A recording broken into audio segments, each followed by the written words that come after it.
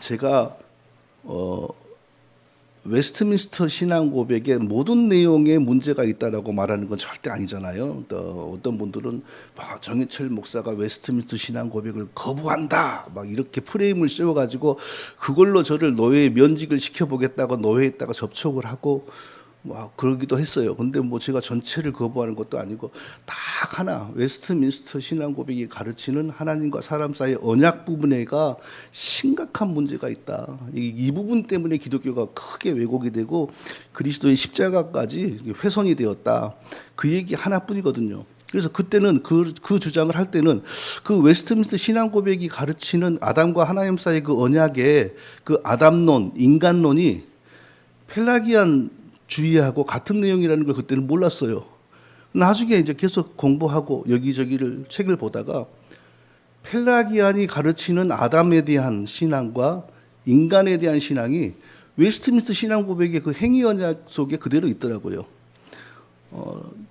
목사님들과 성도님들이 우리 펠라기안에 대해서 모르는 사람들 없잖아요.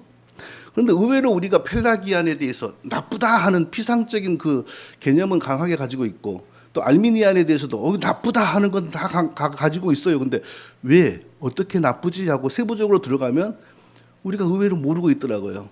그래서 제가 좀 펠라기안에 대해서 연구를 정리를 해봤습니다. 이 사람은 원래 브리튼 섬, 그러니까 지금 우리가 영국이라고 부르는 어떤 섬 출신이죠. 아일랜드 출신이고 평신도 신학자이고, 법을 공부하기 위해서 그때 당시 로마로 갔는데 로마에서 이제 예수 믿고 구원을 받은 거죠. 근데 로마의 신자들의 모습을 보니까 너무 방탕하고 그래서 실망하고, 이렇게 사람들이 율법을 지키지 않느냐 해서 율법을 지키는 운동을 이 사람은 전개했다고 합니다.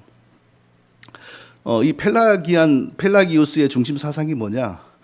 원죄가 아담의 후손들에게 전가된다. 이것이 부정되는 겁니다. 이 사람은 원죄의 전가가 없어요. 그러니까 아담의 후손으로 태어난 사람들에게는 타락이라고 하는 것이 없어요. 그것은 곧 뭐냐? 모든 죄는 인간이 선택하여 짓는 것이지 인간이 운명적으로 짓는 것이 아니다. 그러니까 인간에게는 죄에 대한 완전한 자유의지가 있고, 이 자유의지를 바르게 인간이 사용하면 완전히 죄를 안 짓고도 살 수 있다. 왜? 원죄를 타고나지 않았으니까. 이렇게 가르쳤죠. 그리고 이 사람도 당연히 하나님의 율법을 중시합니다. 율법을 구원의 수단이라고 믿어요. 이 사람은. 그러니까 인간이 자유의지로 율법을 택하여서 완전히 지키면 그걸로 구원을 받는다. 원죄 개념이 없으니까 속죄 개념도 없죠. 이 사람의 구원론에는. 예수님이 우리 대신 우리 죄값을 갚아줘야 된다. 이런 개념이 없습니다. 자, 그러면은, 아담은 구체적으로 어떻게 창조되었는가? 선한 인간도 아니고, 악한 인간도 아닌 중립적인 상태로 창조되었다. 이렇게 가르쳤어요.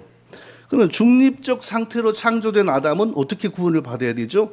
자기가 하나님의 선을 택하여서 열심히 실천함으로 그 공덕으로 그 공로에 의하여 구원을 받습니다. 그리고 아담이 죽는 것은 죄 때문에 죽고 이런 개념이 없고 원래 죽을 사람으로 창조되었다. 그러니까 죽음이 창조의 일부다. 이렇게 가르쳤습니다. 이 사람은. 성경하고 완전히 다르죠. 성경은 죽음이 죄의 싹시다. 죄의 싹수로 사망이 왔다. 죄가 없으면 죽음도 없는 건데, 자유의지로 선을 택하여 실천하면 영생이고 자유의지로 악을 택하여 실천하면 영원한 죽음이다. 그런데 아담은 하나님의 계명을 택하여 준수함으로 자기를 영생되게 해야 되는데 그리하지 않고 악을 택하여 하나님께 그 계명을 위반했으므로 죽음에 이르렀다. 이렇게 봤습니다. 이제 아담 이후에 모든 인간에 대한 이 사람의 견해는 뭐냐? 원죄를 유전받고 이런 개념이 없으니까, 그걸 부정하니까 모든 인간은 선인도 아니고 악인도 아닌 중립적인 상태로 태어난다. 원죄 개념이 없어요. 원죄를 물려받지 않으니까 태어나서 일찍 죽은 애는 범죄할 시간이 없었잖아요. 자동으로 구원이 된다. 그리고 모든 인간은 교육을 많이 받았건 적게 받았건 간에 누구나 자유의지를 스스로 작동하여 율법을 완전히 행하면 그것으로 자기를 구원한다. 이렇게 가르쳤습니다. 이제 구원은 어떻게 또 이제 반복되는 내용입니다. 선인도 악인도 아닌 중립 상태에 출생하고, 그리고 자유의지로 하나님의 율법을 선택하여 선을 선택하여 열심히 준수하면 그걸로 구원을 받고, 그러니까 이 사람들도 하나님의 은혜 얘기를 하죠. 이쪽 사람들도 뭐냐? 구원의 일을 수단을 인간에게 주었다는 면, 즉 율법을 주었다는 것은 하나님의 은혜이고, 하나님이 율법조차도 주시지 않았으면 사람이 뭘로 구원을 받았겠느냐? 그러니까 율법을 주시는 건 하나님의 은혜고, 또 그 율법을 택하여 사람이 열심히 지킨 건 사람의 협력이다. 그러니까 하나님의 은혜와 사람의 협력이 합작이 되어서 구원이 일어난다. 이렇게 가르쳤어요. 여기 나오네. 이 사람이 말하는 하나님의 은혜는 뭐냐? 모세의 율법을 주신 것. 그리고 그리스도께서 그 율법을 열심히 준수하는 선한 삶을 우리에게 보여주신 것. 이게 하나님의 은혜라는 거예요. 그러니까 이 구원이 뭐예요? 자력구원, 율법주의구원, 성화구원, 행위구원이죠. 그런데 그러면은 이 사람들에게 믿음은 뭐냐? 예수 그리스도의 속죄의 은혜를 받아들이고, 이 개념이 아니고 율법을 지키는 선한 삶의 완전한 모범을 보이신 예수님을 닮아가는 것. 그러니까 다 하나님의 은혜를 이야기하고 믿음을 얘기해도 그 믿음과 은혜의 내용이 완전히 우리하고 다른 거예요. 이런 내용은 제가 어디서 정리를 했냐? 아까 말씀드린 것처럼 펠라기안이 나쁘다, 알미안이 나쁘다, 그런 건 다 알았죠. 신학교 나온 사람은 다 알잖아요. 근데 구체적으로 이들은 뭘 가르쳤냐? 그걸 정리하려니까 정리가 되는 게 없더라고요. 그래서 짧은 시간 막 뒤졌어요, 여기저기를. 그래서 이런 책들과 이런 논문들을 근거로 하여 펠라기안은 이런 것을 가르쳤구나 하는 것을 제가 정리를 했습니다. 자, 오늘 우리 공부의 주제가 이런 펠라기안의 잘못된 아담론, 인간론, 구원론, 이게 우리 그동안 500년 동안 개혁교회들이 그렇게 아주 성경하고 거의 대등한 것처럼 여긴 웨스트민스터 신앙 고백 속에 하나님과 인간의 그 구원을 위한 언약을 설명하는 부분에 그대로 나타나 있다라는 것을 최근에 제가 발견을 한 겁니다. 우리 한번 천천히 뜻을 좋게 한번 요약을 머릿속으로 요약하면서 읽어보죠. 시작. 하나님께서는 아담에게 행위 언약으로 한 법을 주셔서, 여기까지만 먼저 행위 언약으로 한 법을 주셨다. 이건 조금 뒤에 바로 가면 시내산에서 주신 십계명이라고 스스로 설명을 합니다. 외신서가. 그럼 뭐죠? 펠라기안도 하나님이 구원의 수단, 구원의 길로서 율법, 십계명을 주셨다는 거 인정하잖아요. 똑같은 내용이잖아요.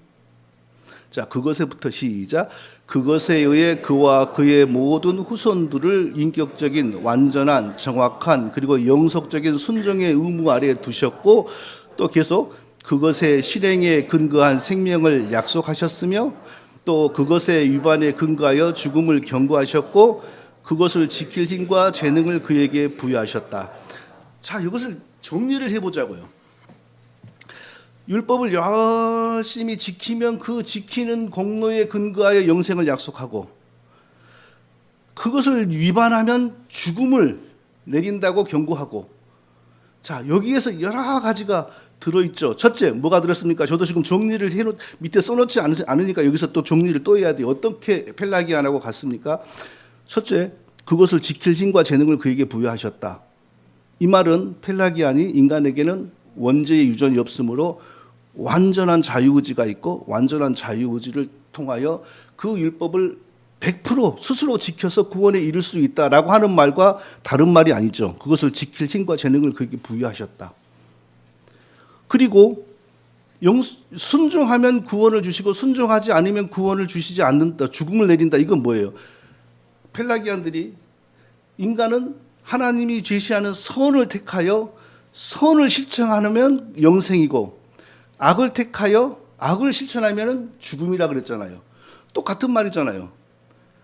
하나님이 주신 율법이 선이니까 율법을 택하여 열심히 지키면 구원이고, 율법을 택하지 않고 욕망대로 그냥 제약되게 살면 죽음이다. 그러니까 표현은 다르지만 펠라기안들의 그거하고 똑같은 내용이고, 또 한번 생각을 해보죠. 뭐하고 같은 내용, 같은 유사성이 있습니까? 펠라기안들은 인간은 처음부터 죽음 안에서 창조되었다. 죽음과 함께 창조되었다. 그러니까 죄를 짓지 않아도 인간은 죽게 돼 있어요.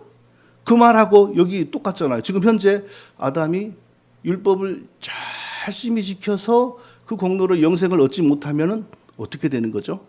죽을 사람이잖아요. 아담도 죽을 사람으로 창조되었잖아요. 이 외신서에 의하면. 그러니까 외신서의 이 내용을 철저하게 믿는 사람들은 뭘 주장하냐? 시험 기간 아담, 뭐 또 뭐라 그러죠? 잠정적 아담이라 그러나?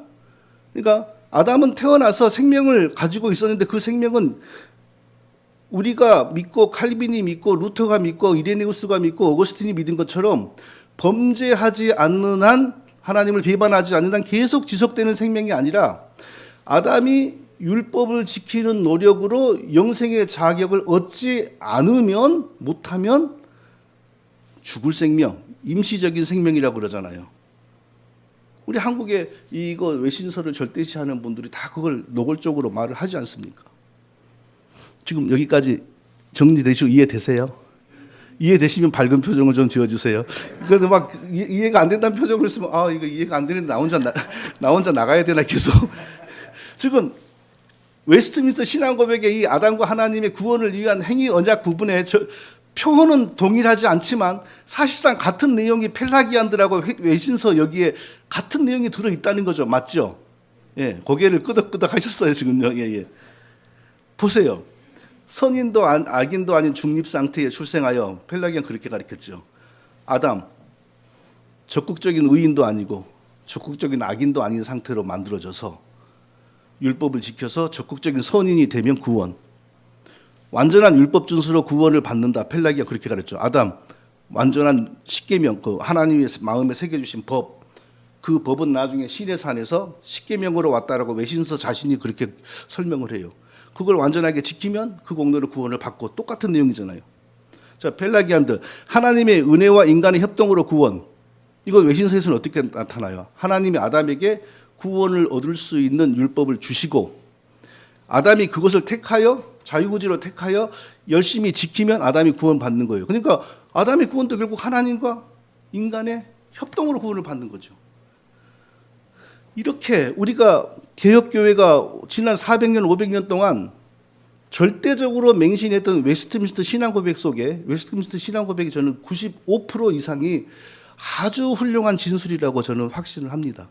다만 인간의 구원을 위한 하나님이 인간에게 주신 언약을 설명을 할 때 그 시대에 이미 이 영국이라고 하는 섬나라를 지배하고 있던 잘못된 신학, 알미니안들의 영향으로 청교도들이 만든 행위언약, 은혜언약, 사실은 알미니안들이 더 먼저 만들었고 청교도들은 그대로 수입했습니다. 그걸 오늘 제가 설명합니다. 그게 그때 사람들은 비판할 수 있는 입장이 못 됐어요. 그 시대 사람들은 그것을 비판할 수 있는 여력이나 의식이 준비되지 않은 상태였어요. 그때 당시는. 시대가 그랬던 시대예요. 그때는. 근데 시대가 수백 년이 지난 지금 보니까 저 같은 하찮은 사람도 이렇게 보니까 아니 이게 펠라기안 이 신학이 결국 여기까지 들어와 있네. 이게 보이잖아요. 자, 웨스트민스터 그 신앙 고백의 행위언약 부분에 조금 전에 읽은 것은 앞장 1장이고 여기는 1항이고 여기는 2항입니다. 우리 또 천천히 읽어보죠. 시작. 이 법은 그의 타락 후에 계속 의의 완전한 규칙이었고, 자, 이 법이 뭐냐? 창조 시에 하나님이 아담에게 구원의 수단으로 그의 마음에 주신 법이라 그래요. 이것을 바로 그 다음 절에서 시내산 시작. 시내산에서 하나님에 의해 십계명에 의해 그렇게 선언되었으며, 그러니까 우리 한국의 청교도주의 교수님들이 다 당당하게 말하잖아요. 아담은 자기 마음에 처음부터 기록되어진 십계명을 완전히 지켜서 자기를 구원했어야 했다라고 말을 하잖아요. 그래서 우리가 아니 십계명이라고 하는 것은 성경적으로 보면 인간을 구원하고 난 다음에 모세를 통하여 하나님이 구원받은 백성들이 이렇게 살아야 한다는 원칙으로서 주어졌지 무슨 십계명이 그때 언제 주어졌냐 그러면 그분들은 뭐라 그래요? 창조주의 권능과 피조물의 그 질서, 창조주와 피조물의 그 높고 낮은 질서에 의하여, 쉽게 말하면, 그러니까 저의 표현으로 바꾸면 창조주의 손때가 묻은 피조물들에게는 자연적으로 하나님의 법이 기록되어진다, 이런 논리를 전개를 해요. 그러니까 하나님에 의해서 만들어진 모든 피조물은 하나님에 의하여 원건 원하지 않건 간에 자연적으로 존재의 법칙이 주어진다, 이런 논리를 동원하는데, 그건 성경적인 논리가 아닙니다. 그것은 세상의 자연법 논리입니다. 십계명은 하나님이 오직 자기의 거룩과 의로 구원해낸, 그러니까 전혀 공로가 없는 자기 백성들을 오직 자기의 의와 거룩으로 구원해낸 자기 백성들이 앞으로 하나님 백성으로서 어찌 살아야 할 것인지를 설명하기 위해서 도입된 것이지, 왜 최초의 죄인도 아닌 아담에게 왜 주어집니까? 아담이 십계명을 정말 마음으로 십계명과 함께, 그들의 표현에는 십계명과 함께 십계명 안에서 창조가 되었다면, 그때 아담이 섬기지 말아야 될 우상은 어디 있고, 그때 아담이 간음하지 않도록 조심해야 될 이웃의 아내는 어디 있었습니까? 아담은 죄인이 아니기 때문에 그런 죄를 경고하고 죄를 이렇게 죄로부터 자기를 격리하는 그럴 준비가 필요가 없는 상태였잖아요. 다만 아담에게 주어진 싸움은 영원히 하나님을 섬길 것인가? 영원히 하나님을 섬기지 않고 스스로 하나님이 될 것인가? 이 싸움뿐이었지, 구체적인 간음, 우상숭배, 이런 개별적인 죄는 아직 아담에게 생겨나지를 않았다고요. 그런 구체적이고 개별적인 죄는 원죄를 범함으로 말미암아 따라오게 된 죄들이지, 절대 원죄를 범하기 이전에 아담에게는 그런 구체적이고 개별적인 죄가 없었습니다. 그러니까 구체적이고 개별적인 죄들을 지적하고 그것으로부터 너를 지켜라 하는 것이 아담에게 이미 십계명으로 마음에 주어졌다면, 이건 이제 기독교를 완전히 흐트러버리는 이론이죠. 이게 그러니까 이런 잘못된 이론이 웨스트민스터 신앙 고백에 이게 딱 박혀 있으니, 이제 이것을 중심으로 개혁 신학을 공부하는 분들은 다른 것은 다 훌륭해도 이 부분에서 완전히 이제 왜곡된 신앙 이해를 가지게 되죠. 그래서 이런 부분을 설교를 할 때마다 옳게 잘 나가다가도 이상한 소리가 나오게 되는 거고, 그래서 뭐 예를 들면 실제로 한국에서 두 분으로부터 제가 들었어요. 어떤 그 청교도 신학 열심히 하시는 분의 유명한 교회를 갔더니 예수 믿어도 십계명을 지키지 않으면 구원을 못 받는다. 처음에는 농담하시나 그랬더니 몇 주 뒤에 농담이 아닙니다. 또 얘기를 하고, 그러니까 그 성도가 괴이하다 그리고 그냥 떠나왔대요. 난 두 케이스를 들었어요. 자, 이렇게 짜여져 있으니까, 아담에 대해서 이렇게 짜여져 있으니까 이제 아담과 우리를 구원하시는 예수님까지 이제 왜곡이 되는 거죠. 어떻게 왜곡이 됩니까? 아담은 열심히 율법을 준수하여 자기를 스스로 의인으로 만들어야만 영생을 얻게 되거든요. 그러니까 아담과 우리를 구원하기 위해서는 그리스도는 아담이 실패한 의의 획득을 대신해야 돼요. 그냥 아담이 못했던 그 십계명을 열심히 준수를 해야 돼요. 십자가는 뭐냐? 아담이 그 선악과 먹고 하나님의 뜻을 거스린 죄에 대한 형벌만 제거하고, 그러니까 그 십자가를 믿어서 우리가 얻는 것은 단지 그 마이너스 상태에서 다시 영생을 위한 의를 얻어야 될 출발점으로 복귀하는 것뿐이고, 이 신학이 어디까지 갑니까? 펠라기안, 세미펠라기안, 로마교회, 알미니안, 이렇게 계속 연결되거든요. 그리고 항상 천국에 가기 위한 적극적인 의로움은 뭐냐? 인간의 행위. 그런데 이게 청교도까지 들어가잖아요. 수동적 순종으로 죄의 용서를 받고, 능동적 순종으로 천국에 들어가기 위한 적극적인 의를 얻는다. 근데 우리가 못하니까 그 부분을 예수님이 대신해 줬다. 이해되세요? 이게 펠라기안부터 계속 내려온다고요. 세미펠라기안, 로마교회, 알미니아, 그리고 청교도까지. 이것이. 예. 아까 선도 아니고 악도 아니고 본 것이죠. 예.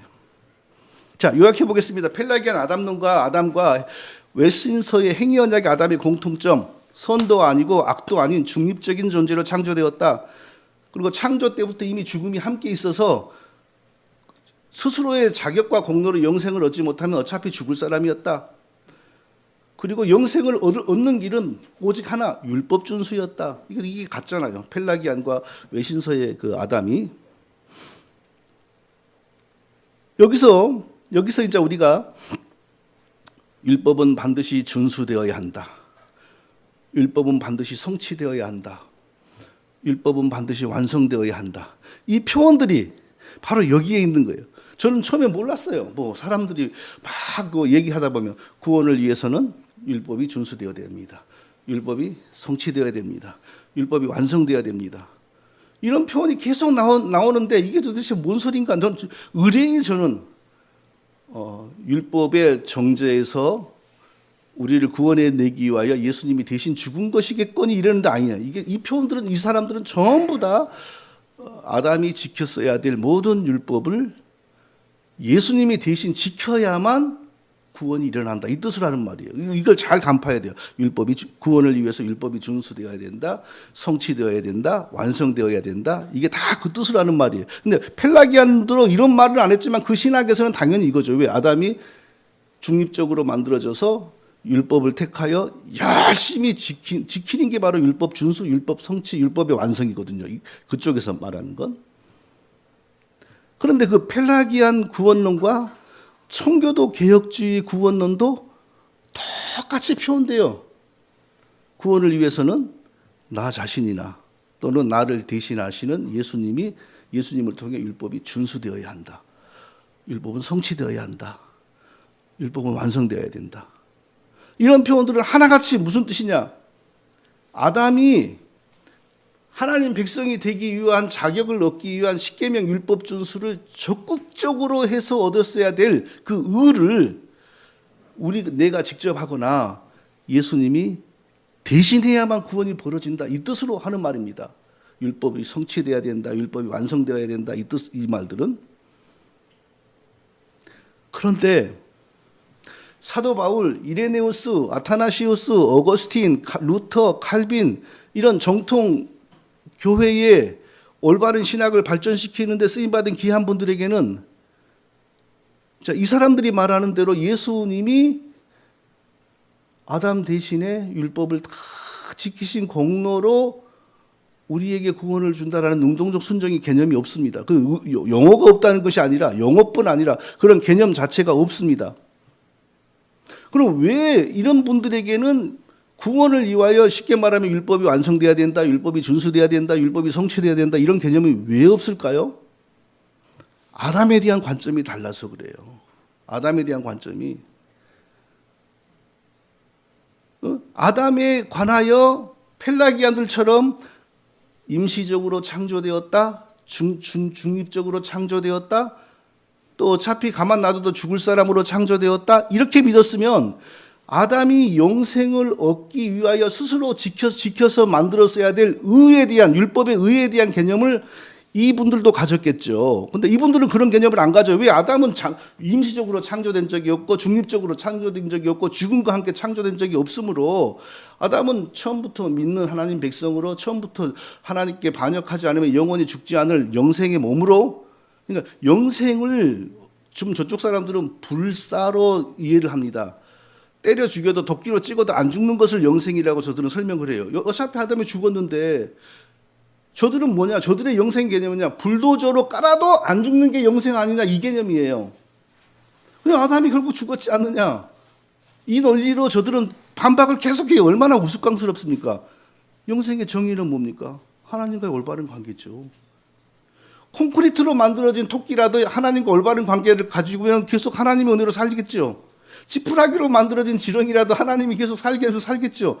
아담이 흙으로 만들어져서도 하나님과 올바른 관계를 계속 하나님을 섬기면 그 몸으로 죽지 않고 계속 사는 것이죠. 그 영생을 아담이 받은 거예요. 그걸 인정하지 않고 임시적으로 중립적으로 죽음과 함께 이런 신학을 가지기 때문에 저들은 그러면은 아담이 자기 영생을 위한 공로를 얻었어야 됐고 그걸 못 얻으니까 그 율법에 대한 율법의 요구, 율법이 성취, 율법의 이런 것이 예수님에 의하여 대신 이루어져야 한다. 이런 걸 주장하는 거고 사도 바울, 이레네우스, 아타나시우스, 어거스틴, 루터, 칼빈에게는 아담을 그렇게 임시적으로 중립적으로 이런 개념이 없기 때문에 율법을 예수님이 대신 지켜서 아담과 우리를 구원한다 이런 신학도 없는 거예요. 이해되시나요? 예. 자, 이분들이 올바른 신학자들이 아담에 대해서 어떻게 보았냐? 사도 바울은 아담은 왜 죽었습니까? 죄의 싹슨 사망이다. 이 말씀 속에서 사도 바울이 가르치는 게 뭡니까? 아담은 범죄하여 죽은 거죠. 범죄하지 않았으면 안 죽었죠. 지금까지 살아서 아들 낳고 딸 낳고 하나님 백성들을 생산하고 있었겠죠. 이레네우스, 아담은 영생을 가졌으나 미성숙했다. 맞잖아요. 그가 교만하고 하나님께 반역함으로 그 영생을 잃어버린 거죠. 아타나시우스, 이건 제가 직접 확인한 겁니다. 인간의 원래의 상태는 초자연적 축복의 상태였다. 이게 뭡니까? 표현이 다르지만 영원히 죽지 않는 몸으로 창조되었다. 우리 자연의 법칙, 지금 현재 자연의 법칙을 뛰어넘게 창조되었다. 그 뜻이죠. 오거스틴, 아담은 죽을 수 있는 몸이나 죄를 범하지 않는 한 죽지 않는 몸이다. 정확하잖아요. 죽을 수 있는 몸이지만 하나님과 관계만 올바르게 유지되면 죽음이 없는 몸이다. 루터는 이쪽이라는 건 분명한데 루터의 말을 제가 직접 찾지를 못해서 빈 공간으로 남겨놨습니다. 칼빈, 하나님은 아담을 만드시고 생명나무로 언약을 주셨습니다. 생명나무의 언약은 뭐냐? 하나님이 이미 아담에게 주신 영생과 모든 복은 아담이 하나님을 즐거이 섬기고 아담이 하나님을 배반하지 않는 한 영원히 지속된다는 언약. 그래서 생명나무는 그것을 먹어서 영생을 만드는 것이 아니고 이미 하나님이 아담에게 주신 것을 확인하고 기념하게 하는 성찬식 같은 것이었다. 칼빈이 이렇게 가르쳤습니다. 그러니까 능동순종 이것을 안 가르치고 또 외신서 행위언약하고 똑같은 신학을 전개하지 않은 올바른 분들은 다 이렇게 했어요. 다 이렇게 가르쳤습니다. 그리고 구원자이신 예수님과 율법의 관계에 대해서도 사도 바울은 이레네우스, 아타나시오스, 어거스틴, 루터, 칼빈 어떻게 설명했냐? 율법의 마침이 되셨다 그러지 율법을 완성했다. 아까 제가 뭐 세 가지 뭐라 그랬죠? 율법을 성취했다. 그런 말을 안 써요. 율법의 마침이 되었다. 로마서 10장 4절 우리 다 같이 읽어볼까요? 시작. 그리스도께서는 모든 믿는 자에게 의를 위하여 율법의 마침이 되시니라. 자, 이 올바른 분들은 이 율법의 마침을 어떻게 해석하냐? 그리스도께서 지상에 와서 모세의 율법과 십계명을 하나씩 모든 조항을 완전하게 지킴으로 우리를 구원하실 자격을 만드셨다. 이 뜻으로 해석하는 것이 아니고 그리스도께서는 처음부터 율법의 모든 요구와 지시가 다 이루어진 거룩한 사람으로 세상에 오셨고, 그러니까 율법에 걸리는 게 하나도 없는 사람으로 세상에 오신 거예요. 세상에 오셔가지고 율법을 하나씩 지켜서 구원자의 자격, 우리에게 칭의를 줄 자격을 만드셨다 그러면 그런 비슷한 것은 이런 논리가 또 있죠. 예수님이 요단강에서 세례를 받기 전까지는 보통의 사람이었는데 요단강에서 세례를 받음으로 능력이 임하여 메시아로서 귀신을 쫓아내고 그렇게 되었다. 그러므로 오늘날 우리도 예수님을 본받아 구원받고 성령을 받았을지라도 성령을 또 받도록 노력을 해야 된다. 이런 오순절 신사도의 성령 이론이 예수님을 그렇게 왜곡하여 만들어내는 거잖아요. 이거 똑같은 거라고요. 이 그리스도가 지상에 오셔서 무슨 행동을 하여 어느 시점부터 메시아로서 자격을 얻게 되었다는 건 전부 이단 사상, 심한 말로. 그리스도는 처음부터 성부 하나님과 영광과 권능에서 전혀 차이가 나지 않은 완전한 하나님으로 신성으로 오셨잖아요. 그 완전한 하나님이시고 완전한 의인인 분에게 간음의 욕구가 있겠습니까? 도둑질하고 싶은 욕구가 있었겠습니까? 제가 이렇게 하니까 또 어떤 청교도 사람은 뭐라 하냐면 그럼 예수님이 AI였네? 이러더라고요. 예수님이 AI였네? 저를 놀려요. 그러면 자 그들의 논리대로 예수님이 진짜 사람의 예대로 율법을 지켰다고 한번 설명을 해보죠. 자 사람의 방식으로 간음을 하지 말라는 율법을 철저히 지켰다고 설명해보죠. 사람의 방식으로 간음하지 말라는 율법을 지키려면 어떻게 되냐 하면요. 예수님 자신이 간음의 욕구에 시달려야 돼요. 예수님 자신에게 간음의 욕구가 하나도 없다면, 그래서 간음을 하지 않았다면 그건 율법을 지킨 게 아닙니다. 왜?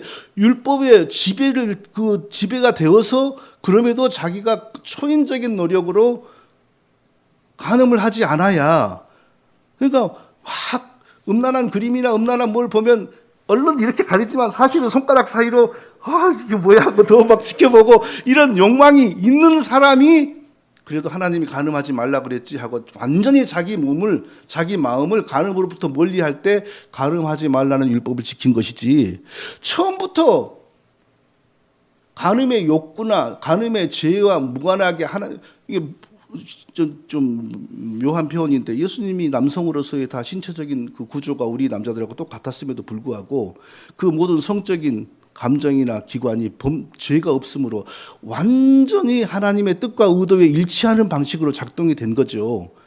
예수님이 AI라서 그 간음을 안 한 게 아니라 다 우리와 같은 남자지만 남자의 몸을 가지고 있으나 죄가 없으므로 예수님의 모든 성적인 감정이나 성적인 기관이나 욕망은 죄와 무관하게 완전히 하나님의 뜻 안에서만 작동을 한 거죠. 그러면 그게 어떻게 율법을 지킨 겁니까? 처음부터 율법이 지적하는 죄와 무관하게 율법이 지시하는 모든 거룩과 의를 가지고 오신 완전한 사람이죠.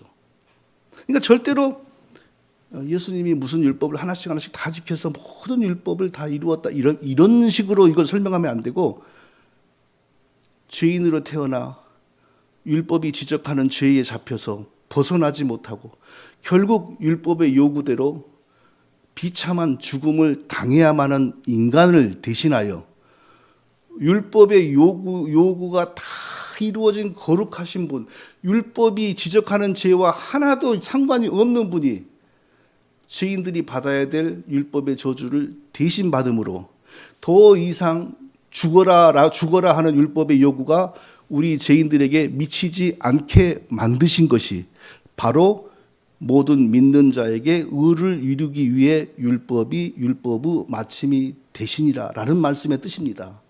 절대로 율법 조항 하나를 지켜가지고 하나하나를 지켰으면 끝이 없죠. 30년 지켜가지고 됩니까? 30년 지키면 율법이 사라집니까? 그때부터 지금까지 율법 있잖아요. 그러니까 그러면 그때부터 지금까지 율법 지켜야 돼요. 그런 방식으로 율법의 마침이 되려면. 이해되세요? 할렐루야. 예, 잘 나가고 있습니다 지금 현재.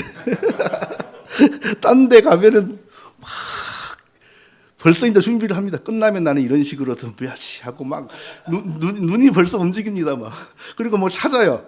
근거로 이걸 대야지 하고.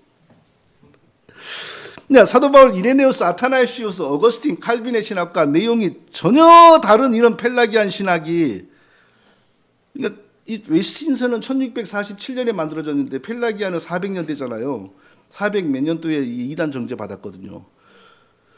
이게 어떻게 그동안 몇몇이 그 긴 역사 속에서 사라지지 않고 이 청교도들을 통하여 외신서로 들어오게 되었을까? 자, 이것을 지금부터 우리가 탐구하고 제가 설명을 하도록 하겠습니다. 펠라기안 이후의 신학은 어떻게 발전됩니까? 세미 펠라기안, 반 펠라기안 신학을 등에 업고 로마 교회가 등장을 했죠.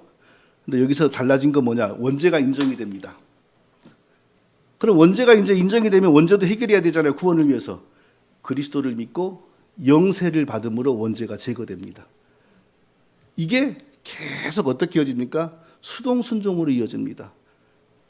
죄는 어떻게 해결하냐? 그리스도가 십자가에 달리신 것을 믿음으로 죄 문제는 해결된다. 영생의 의는 어떻게 하냐? 로마 교회 세미펠라기안 자유의지로 하나님을 믿고 완전히 순종함으로 영생의 의가 확보된다. 그러니까 처음에 예수님 믿고 영세를 받는 것은 엄밀히 말하면 구원의 완성이 아니죠. 구원의 시작이죠. 구원의 완성은 뭡니까? 신자들 개개인이 열심히 뭐 좋은 말로 순종, 회개, 사랑 이렇게 다 표현하지만 결국은 율법 준수죠. 그 모든 걸 종합하면은. 그래서 로마 교회 세미펠라기안주의에서는 신자들이 지금 로마 교회는 아무것도 아닌 잡탕이지만 원래 전통적인 로마 교회에서는 신자들이 저 예수님 믿고 구원받은 것을 확신합니다. 그러면 신부들이 뭐라 그러냐? 참남하다, 무엄하다. 네가 내일 어찌 될 줄 어찌 알아 감히 그런 건방진 소리를 하느냐 그랬습니다. 왜? 영생의 의는 사람에게 달린 거예요. 죽기 전까지 계속 영생의 의를 만들어 가야 돼요. 근데 살다가 보면 뒤엎어 버리잖아요. 잘하다가 화내가지고 막 부부싸움 해버리고 그럼 영생의 의가 다 엎어지잖아요. 서로 욕짓거리하고 막 그러다 보면 교회 안 가 성경책도 뒤집어 던져버리고 막. 예. 근데 이 세미펠라기안주의의 구원론은 이미 갈라디아에서 등장했었습니다. 예수 믿고 열심히 율법을 지켜야 온전히 구원에 이른다. 근데 사도 바울은 그걸 저주했지 않습니까? 종교개혁을 통하여 이제 온전한 신앙이 회복되었죠. 원죄, 유전, 전적 무능, 전적 부패, 전적 타락 다 믿고 하나님의 택하심과 믿게 하신 은혜로 말미암아 예수 그리스도를 믿음으로 말미암아 칭의가 이루어지고 완전히 구원을 받는다. 이게 회복이 되었습니다. 종교개혁을 통해서. 그러나 종교개혁 직후에 이 알미니우스라고 하는 사람에 의해서 바로 다른 신학이 등장하는데 펠라기안 요소가 바로 등장합니다. 알미니우스는 어떤 사람이냐면요. 칼빈이 이제 말년에 건강이 잃어서 이제 더 이상 활동을 하기 어려우니까 뭐 자세히 모르겠어요. 근데 하여튼 급하게 베자라고 하는 사람을 자기 후임자로 세운 것 같아요. 그래서 제네바 신학교, 뭐 우리로 말하면 제네바 학당이죠. 그걸 맡겼어요. 그런데 거기에 제가 아는 최소한 두 사람이 거기에 학생이 되었어요. 하나는 그 하이델베리크 요리문답을 쓴 사람, 우르시니스, 그리고 또 한 사람은 바로 알미니우스입니다. 알미니우스가 거기 찾아가서 학생이 됐고 최소 1년을 공부를 했습니다. 근데 우리가 이런 의심을 해야 돼요. 알미니우스의 그 알미니안 사상이 어느 날 갑자기 생겨난 게 아니라 이미 이때부터 다 있었던 거거든요. 그런데 베자와 알미니우스 사이에 신학적인 논쟁이나 충돌이 있었다는 얘기가 전혀 안 나와요. 오히려 베자는 알미니우스가 1년 동안 공부하고 네덜란드에 돌아갈 때 이 사람을 신학교 교수로 추천한다고 추천서를 써서 보내요. 그리고 베자가 로마서 주석을 쓴 것을 보면 능동순종 사상이 그대로 나옵니다.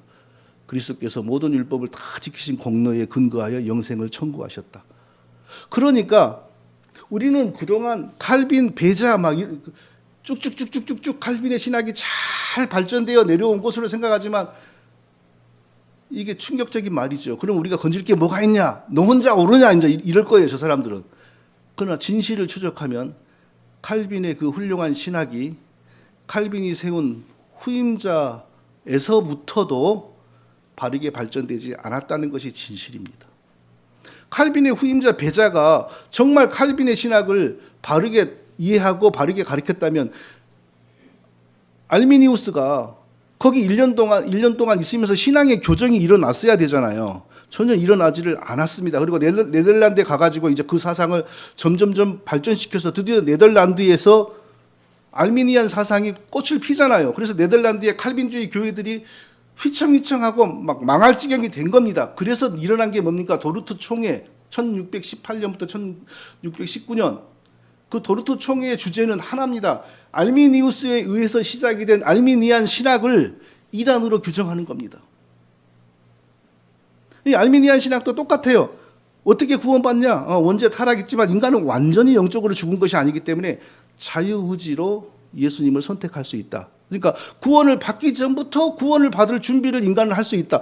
이게 회심 준비론하고 똑같은 거잖아요. 이게 여기서 회심 준비론이 나온 거잖아요. 구원 받기 전에 인간은 적절한 자극이 주어지면 자기 구원을 위하여 노력하고 고민할 수 있다. 영혼이 아직 다 죽은 것이 아니니까. 그렇지만 원죄는 어떻게 해결하냐? 예수 그리스도를 믿음으로 그 십자가의 공로로 일단 원죄는 해결이 돼요. 그러나 영생의 의는 율법이죠. 율법을 지켜야 되죠. 그런데 여기서 이제 변형이 일어나요. 율법을 우리가 다 못 지키잖아요. 그래서 알미니안들이 어떻게 율법의 영생의 의를 어떻게 바꾸냐? 이게 중요합니다. 이 얘기가 바로 청교도로 들어가고 청교도를 통하여 외신서에 등장하는 거예요. 알미니안들은 어떻게 영생의 의, 율법을 통한 영생의 의를 어떻게 만든다고 이해를 했느냐? 우리는 못한다. 하나님이 우리가 못하니까 예수님을 보내어서 예수님이 홀로 율법 준수를 완전하게 수행하게 하셨다. 처음 들어본 얘기죠. 우리가 알미니안주의 배웠지만 이렇게 자세하게 배운 적이 없어요. 저도 최근에 처음 알았습니다. 하나님이 예수님을 우리 대표로 보내어 율법을 완전하게 지키게 하심으로 예수님을 통하여 율법 준수에 대한 하나님의 공의를 스스로 만족시켰다. 그게 바로 행위 언약을 예수님이 대신 성취한 거예요. 행위 언약 최초에 아담이 반드시 율법을 지켜야 된다. 그게 외신서의 행위 언약을 예수님이 율법을 대신 지켜서 행위 언약을 성취했다라는 것을 알미니안들이 먼저 가르친 겁니다. 하나님이 율법을 무시하고 우리를 구원하신 게 아니라 예수님을 세상에 보내시어서 예수님이 홀로 우리 대표가 되시어서 구원을 위한 율법을 완전히 지키게 하심으로 하나님은 율법에 대한 자기 공의의 만족을 얻으셨다. 행위 언약이 예수님에게 의해서 성취되었다. 오늘날 능동순종 주장하는 사람들은 반드시 행위 언약이 성취되어야 된다. 반드시 행위 언약이 성취되어야 된다 그러잖아요. 이 얘기가 바로 알미니안들 신학인 거예요, 이게. 그러면 예수님이 대신 홀로 율법을 지켜가지고 하나님의 율법에 대한 공의를 완전히 만족시켰기 때문에 그 다음부터는 어떻게 구원이 쉬워지냐? 예수님이 하나님께 아버지, 중보자가 되시어서, 다 용어가 다 우리하고 똑같잖아요. 중보자가 되시어서 이 백성들에게 율법을 다 지켜라고 하니까 한 명도 지키지 못해서 다 지옥에 떨어지는데 제가 대신 홀로 지켜서 아버지의 공의를 만족시켰습니다. 그러니 이제부터는 나만 믿으면 내 안에서 이 백성들이 율법을 다 지킨 것으로 간주하지요. 그리고 나를 믿고 하나님께 순종하려고 하는 자세만 보이면 구원을 주시기로 하지요. 그러니까 하나님이 좋다. 내가 너의 율법 준수로 완전한 만족을 얻었으니까 내 아들 예수 그리스도가 중보자가 되어서 제시하는 새로운 구원 공식을 내가 승인한다. 자, 새로운 구원 공식이 뭐라고요? 은혜 언약. 예수님을 믿으면 모든 율법 준수가 이루어진 것으로 간주하고 더 이상 율법 준수를 요구하지 않고 바로 구원을 준다. 이게 웨스트민스터 신앙 고백이 가르치는 행위 언약, 은혜 언약입니다. 이게 여기까지 이해되세요? 회심 준비론은 뭐냐? 행위 언약 안에 있는 사람에게 각성을 주어서 스스로 깨닫고 은혜 언약으로 넘어오게 만드는 목회 방식이에요. 이게요. 그러니까 청교도들의 능동순종, 회심 준비론 이건 전부 율법주의 목회고 잘못된 행위 언약 여기서 출발을 하는 거예요. 이게. 자, 능동순종, 행위 언약, 은혜 언약, 회심 준비론 저는 이게 청교도들의 작품인 줄 알았습니다. 청교도들이 머리가 영리해서 이런 것을 만들어낸 줄 알았어요. 이것들 아주 그냥 멋진 것을 만들어서 무수한 영혼들을 사냥했구만 하고 하여튼 거룩하게 사는 채 하더니 이 청교도들이 아주 머리가 좋았구나 했는데 알고 보니까 전부 표현이 달랐을 뿐이지 알미니안들 속에 이미 다 있었어요. 네덜란드 알미니안들 속에 이미 다 있었어요. 그게 용어가 달라진 거예요. 능동순종, 회심준비는 용어가 달라진 거예요. 이게. 그리고 도르트 총회가 네덜란드 알미니안 신학을 이단으로 정지한 그 문서의 속에 표현이 다르지만 이미 능동순종, 회심준비론, 행위언약을 다 비판하는 내용이 다 들어있습니다. 자, 이것은 뭐냐면요. 제가 그럼 알미니안 신학의 구원론을 어디서 배웠냐? 이 책을 통해서 배웠어요. 신학교에서는 이런 걸 안 배웠어요. 그러니까 우리 한국교회의 신학이 알미니안에 대해서 가르치는 것만 해도 너무 얕아요. 얕아. 알미니안 나쁜 거다. 뭐 이런 수준에 불과해요. 그런데 이 책을 보니까 원래 하나님은 인간의 율법 순종을 통해 영생을 주신다. 그러나 이 조건이 너무 가혹하고 무거워서 아무도 구원을 못 받으니까 하나님이 공경에 처했다. 백성들을 도륙하고 도살하는 하나님은 아닌데 그래도 율법을 지켜야만 구원을 주겠는데 율법을 못 지키니까 하나님 곤경에 처하셨다. 이게 알미니안들의 이론이에요, 이게. 그래서 하나님이 그리스도를 보냈어요. 근데 우리 칼빈, 주의, 정통 신학에 하면 하나님이 그리스도를 왜 보냅니까? 자기 백성으로서 자기를 섬기라고 하는 자기의 언약을 배반한 자기 백성들의 죄값을 갚으시고 죄값을 갚으셔서 그 죄를 없앤 후에 자기의 의와 자기의 거룩을 자기의 아들 예수 그리스도를 믿는 사람들에게 전가하여 하나님의 의로 인정이 되어 우리를 구원하시려고 예수님을 보내신 것이 성경의 가르침인데, 이 알미니안들의 신학에 의하면 그리스도는 왜 하나님이 보내셨냐? 단지 죄값을 지불해서가 아니라 하나님의 율법에 대한 공의를 만족시키기 위해서 완전한 율법 준수자가 되라고 예수님을 보내고, 완전한 율법 준수로 하나님에게 만족을 드리심으로 예수님이, 그 만족을 드리신 예수님이 중보자가 되어서 새로운 시온 구원 공식을 만들어내기 위하여 보냈다. 우리 이제 여기까지만 이해되면 80% 넘어선 겁니다. 이해되시나요? 정통 칼빈주의 개혁교회는 하나님이 예수님을 왜 보냈냐? 자기를 반역하여 저주받은 죽은 자들을 다시 살려 자기 백성 만들기 위하여, 이 피조 세계에는 아무도 구원의 수단이 될 수가 없으므로 하나님이 하나님 자신을 구원의 수단으로 삼습니다. 자기의 거룩과 자기의 의를 그대로 가진 사람으로 성육신하여 그 사람이 우리 죄인들의 죄값을 대신 지고 저주를 받고 죽으십니다. 그리고 자기의 의와 자기의 거룩을 가진 그 예수 그리스도가 성령과 믿음 안에서 자기를 우리에게 연합을 시킵니다. 그러니까 그분 안에 있는 하나님의 본래의 거룩과 의가 진짜 황성하지 않습니까? 예수 그리스도 안에 있는 하나님의 본래의 의와 거룩이 믿음 안에서 우리의 것으로 인정이 되는 것입니다. 할렐루야. 예? 절대로 피조 세계의 어떤 수단을 통하여 만들어내신 의가 아니고 하나님 자신의 의가 그리스도를 통하여 우리의 옷이 되게 만드는 거예요. 그러니까 세상의 그 어떤 종교도 이런 구원을 말하지 않잖아요. 뭐 열심히 금식을 해라 그리하면 너에게, 열심히 뭘 해라 그리하면 너에게, 이렇게 말하잖아요. 세상의 모든 종교는. 그러나 기독교는 하나님이 자기의 거룩과 의를 수단으로 삼아 우리를 구원하기 위하여 친히 사람이 되셔서 우리의 죄값을 대신 갚으시고 믿음과 성령 안에서 자기를 우리에게 연합시킴으로 우리가 하나님의 의와 하나님의 거룩으로 인정이 되게 하심으로 구원을 주십니다. 그래서 성경은 이 큰 구원이라고 말을 하는 겁니다. 왜? 하나님 자신이 우리를 구원하기 위하여 자기를 수단으로 삼았기 때문에. 그러나 청교도들이 이걸 어떻게 바꿨습니까? 구원을 주는 율법이라고 하는 게 없었다면 하나님도 우리를 구원 못해. 구원을 주는 율법이라고 하는 게 있었기 때문에 하나님이 사람이 되어 율법을 지킴으로 우리를 구원했어. 이게 완전히 괴물 율법 종교로 만든 것이 바로 그 거룩하게 살았다는 청교도들이 했던 죄악입니다. 이 정도로 청교도들이 우리를 속여버린 겁니다. 그러니까 이 책에 보면은 이 알미니안들이 이런 이론이 다 나와 있어요. 그래서 제가 우리가 알았던 알미니안들의 이론이 너무나 비상적이었구나. 능동적 순종 뭐 이런 거 다 알미니안들에게 이미 있었던 겁니다.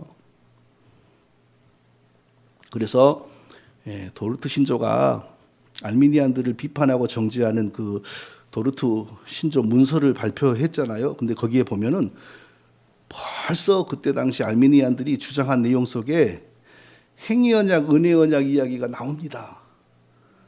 학론파가 바로 알미니안들이거든요. 한번 읽어보죠. 그리스도께서 시작.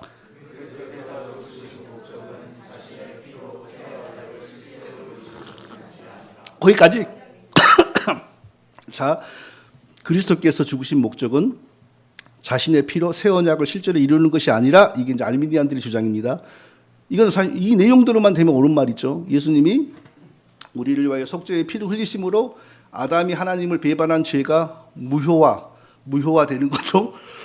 그래서 아담이 하나님께 반역한 일을 원상복구해 버리는 거예요. 그게 바로 십자가로 맺어진 새 언약입니다. 우리는 그렇게 이해를 해야죠. 새 언약과 옛날에 아담과의 맺은 언약, 물론 모세를 통한 이스라엘 백성과 언약, 이런 것은 다 따로따로의 언약이 아니라 결국은 성경의 모든 언약은 하나의 목적으로 진행되는 하나의 언약이다. 이렇게 이해를 해야죠. 그런데 알미니안들은 그렇게 믿지 않고 어떻게 믿었습니까? 은혜 언약이든지부터 시작. 은혜 언약이든지 행위 언약인지 사람과 한 번 더 언약을 맺을 권리만을 성부 하나님을 위해 그리스도께서 얻으시는 것이었다. 이건 알미니안들의 주장입니다. 이게 이들이 뭘 주장했다는 거예요? 예수님이 오셔서 우리를 위하여 하신 일은 그 피로 우리의 죄 용서를 이루셔서 그리고 우리를 하나님께 연합시켜 하나님의 의로 우리를 구원하시려고 하고 그 십자가의 피로 이전에 아담이 망가뜨린 언약을 복구하는 게 아니고 이들이 말하는 건 뭐냐?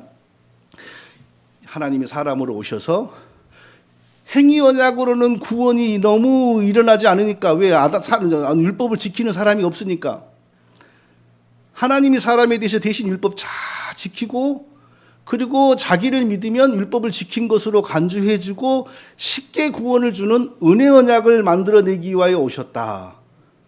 완전히 복음이 달라지는 거예요. 복음이 완전히 달라져요. 이 알미니안들의 이제 이 주장을 소개하고 그 다음에 이제 성경적인 반론을 이렇게 펴니다. 학론파의 시작. 학론파의 이 거짓 주장은 성경의 가르침과 모순된다.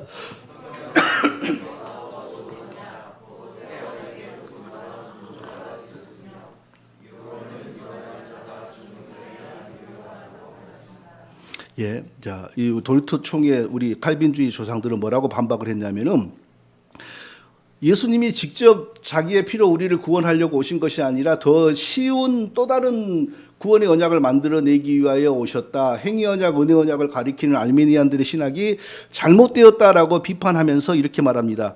곧 새 언약의 보증과 중보자가 되셨다. 아담과 우리의 모든 죄를 짊어지고 우리의 죄값을 그리스도가 갚으심으로 그 피를 증거 삼아 아버지께 이전에 망가진 언약을 대체하는 새로운 언약, 예수 그리스도를 믿고 죄 용서받고 예수 그리스도 안에서 하나님과 연합됨으로 구원을 얻는다는 새로운 언약을 만들어내기 위해 오셨다. 자, 네덜란드 알미니안들에게 이미 행위 언약, 은혜 언약이 있었다는 사실을 우리가 살펴봤습니다. 근데 제가 아직까지 해결이 안 된 게 1592년에 청교도 신학의 아버지라고 불리우는 윌리엄 퍼킨스가 낸 책에 행위 언약 얘기가 나오고 은혜 언약 얘기가 나옵니다. 외신서 절대주의자들은 이게 발전되어서 외신서에 들어간 것이다라는 사실도 부정을 합니다. 그들은 뭘 믿냐? 외신서는 신성한 것이고 하늘에서 내려온 것이지 그 시대에 떠돌던 이론 중에 하나가 채택되어 들어간 것이 아니다. 이런 생각을 가지고 있어요. 그러나 분명히 외신서는 어떻게 만들어졌냐? 국교회 군대하고 전쟁을 하고 있을 때, 자, 국교회를 물리친 후를 생각해 보자. 또 다시 우리끼리 전쟁은 하지 않아야 되지 않느냐? 그러면 종교 간의 갈등이 없어야 된다. 그럼 우리는 하나의 교리를 가져야 된다.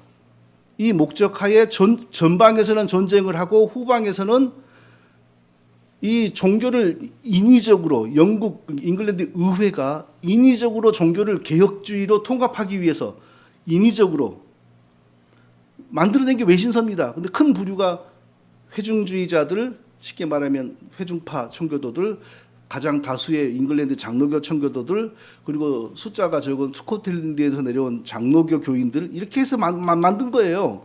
그러면 거기서 이제 토의가 열띠게 벌어졌죠. 뭐 칭의에 대해서는 우리가 어떻게 기술할까?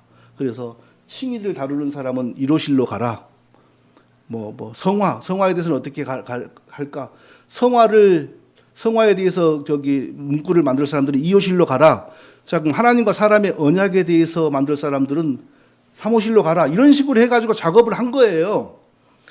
거기서 머리를 맞대고 만든 건 문구들이 충합돼가지고 웨스트민스터 신앙 고백이 된 거라고요. 절대 하늘에서 이렇게 내려온 문서가 아니라고요. 그러면은 이 사람들이 거기서 성령의 감동을 받은 것이 아니고 성령의 지혜 조명을 받았겠죠. 그러면 이제 뭔가 그 기존에 어디서 배운 거, 성경의 문구 이런 걸 통하여 했겠죠. 당연히 그 시절에 가장 좋다고 정평이 나 있는 이론들이 유력한 후보로 떠오르죠. 그러니까 이 1592년에 윌리엄 퍼킨스 청교도 신학의 아버지, 회중파 신학의 아버지, 진정한 칼빈주의가 여기 있으면 칼빈주의인 것 같으나 칼빈주의하고 완전히 결이 다른 청교도 신학이 여기 있거든요. 여기는 칼빈, 여기는 퍼킨스거든요. 청교도들은 칼빈보다 퍼킨스를 훨씬 존경합니다. 한국의 청교도 목회자들도 마찬가지예요. 칼빈 존경하기보다 퍼킨스는 훨씬 존경해요. 그러나 칼빈하고 다른 게 있다 그러면 기를 쓰고 우겨요. 왜? 칼빈하고 다르다 그러면은 자기가 생각해도 이상하거든요. 그러니까 이 퍼킨스가 말하는 행위언약, 의례언약 내용 똑같잖아요. 율법을 완성하는 자들에게는 영생이고 행위언약. 그런데 은혜언약 부분만 읽어볼까요? 시작.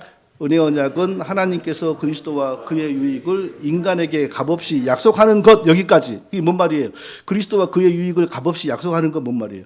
원래 사람은 다 한 사람 한 사람이 행위언약을 완성해야 되는데, 율법을 완성해야 되는데 그리 못하니 그리스도가 대신하고, 그리스도를 믿으면 우리 한 사람 한 사람 율법을 다 지킨 것으로 간주가 되고, 이 말이 바로 그리스도와 그의 유익을 인간에게 값없이 약속하는 것으로 이 뜻이에요.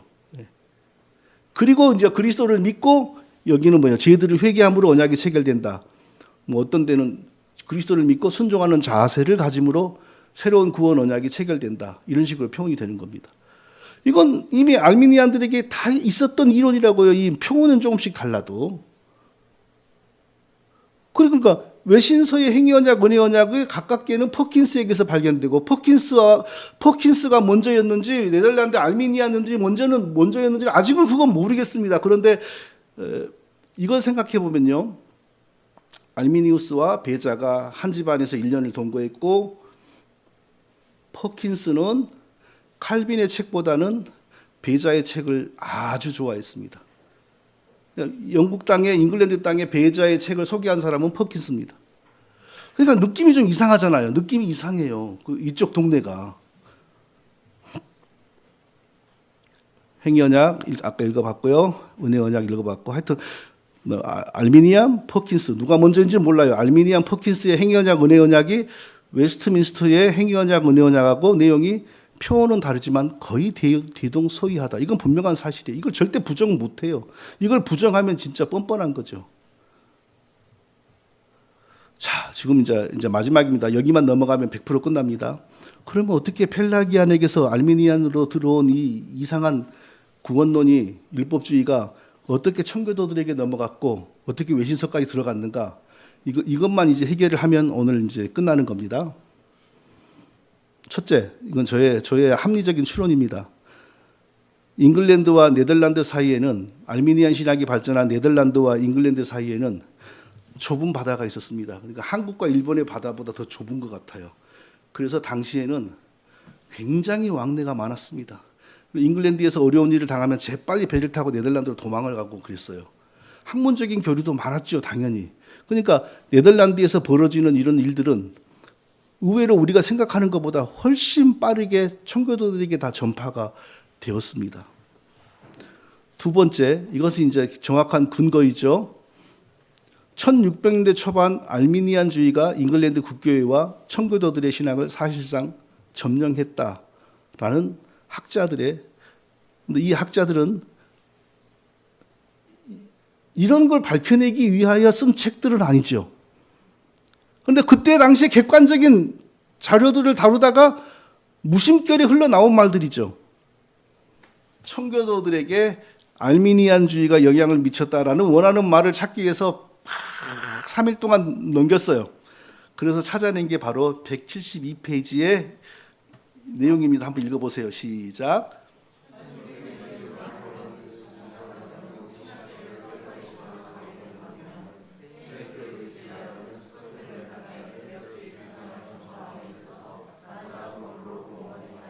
이 책 172페이지에 있는 내용입니다.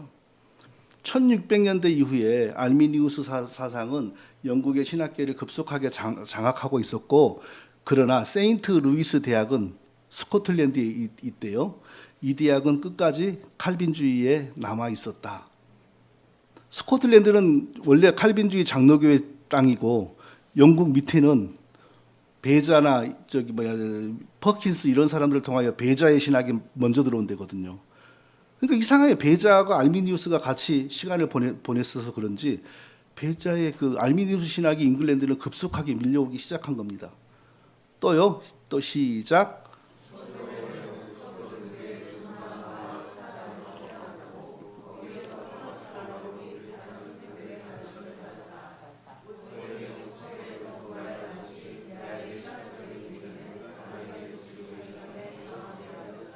이 책 228페이지에 있는 내용이죠. 자, 존 오웬이 누굽니까? 청교도 신학의 황태자입니다. 청교도 신학의 황태자라고 아주 소문이 자자하잖아요. 근데 존 오웬이 옥스퍼드 대학에서 공부할 때는 어떤 상태였다고요? 알미니안 신학이 완전히 옥스퍼드를 점령한 상태였다고 그러잖아요. 그러니까 존 오웬이 구원론을 어떻게 전개합니까? 예수님이 우리를 위하여 죄값을 갚음으로만 우리를 구원할 수 있었다면 더 일찍 죽으셨을 것이다. 33년이나 이 땅에서 살았던 이유가 뭐겠냐? 우리 대신 영생의 의를 만들기 위하여, 율법을 지키기 위하여 33년이나 살았다. 그게 존 오웬의 구원론입니다. 완전히 수동순종, 능동순종. 알미니안들의 십자가로는 원죄가 해결되고, 그리고 영생의 의는 인간이 율법을 지킴으로, 근데 인간이 못 지키니까 하나님이 예수님을 대신 보내서, 그거잖아요. 자, 밑에 마지막 시작.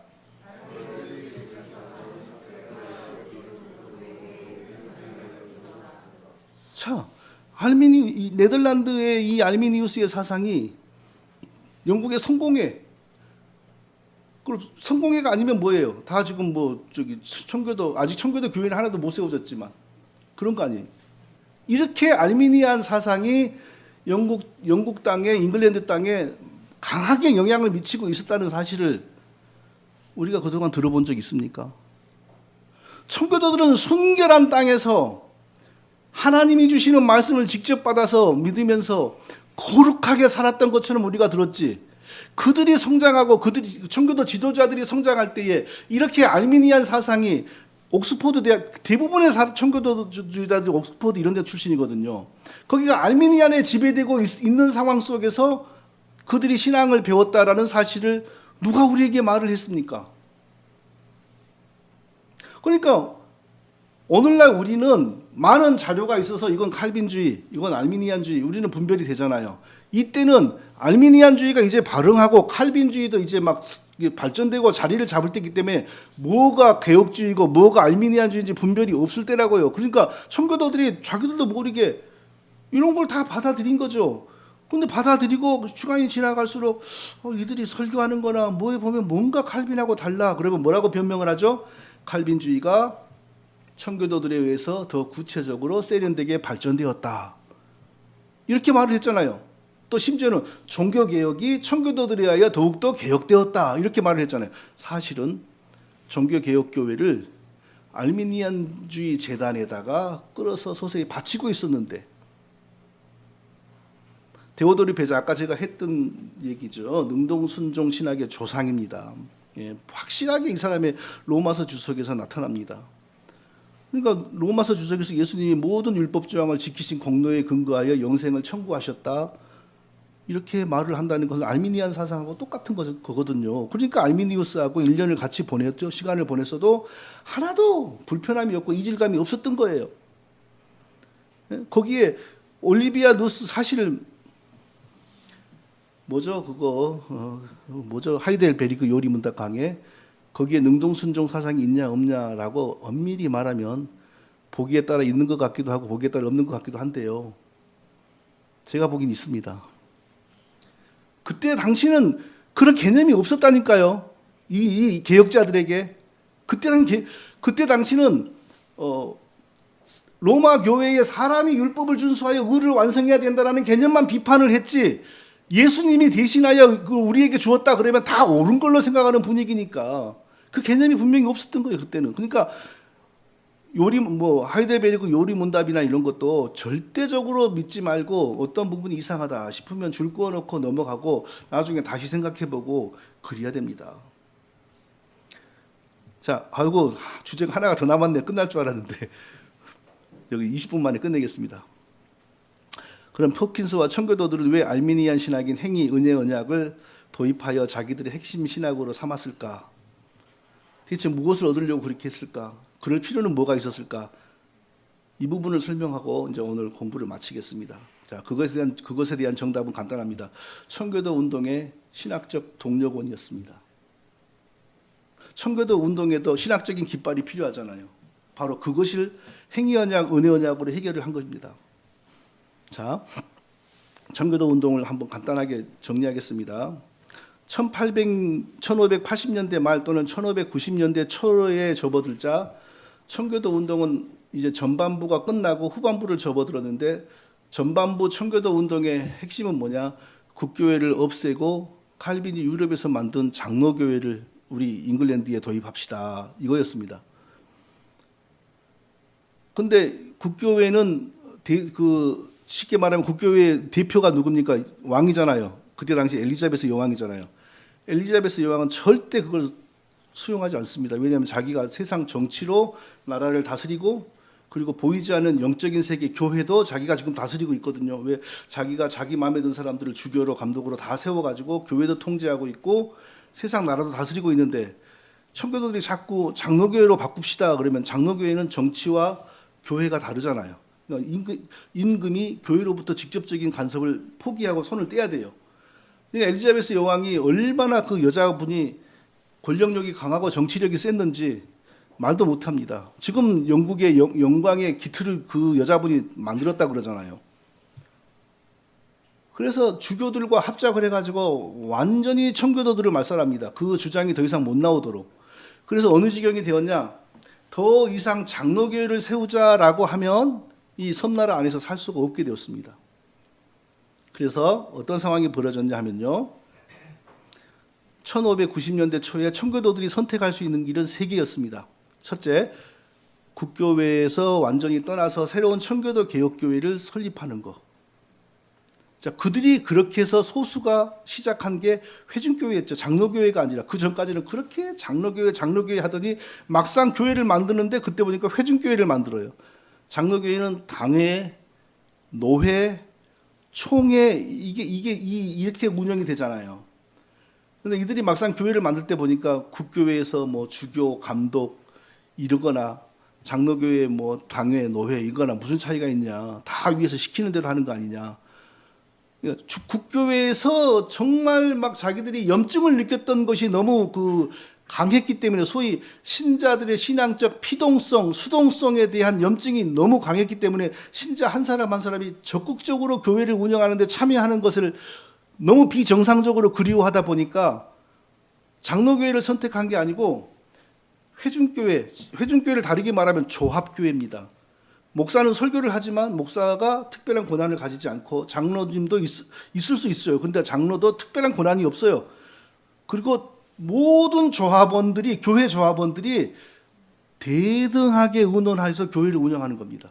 근데 그 사상은 수십 년 전에 이미 프랑스 개혁교회가 베자와 그 후배들이 이단으로 정지한 사상이거든요. 그러니까 청교도들은 참 이상해요. 교회 정치도 장로교회, 개혁교회가 이단으로 정지한 것을 선택하고, 안에서 발전시킨 능동순종, 회심준비 이런 것도 사실 정통 장로교회하고 전혀 안 맞는 거거든요.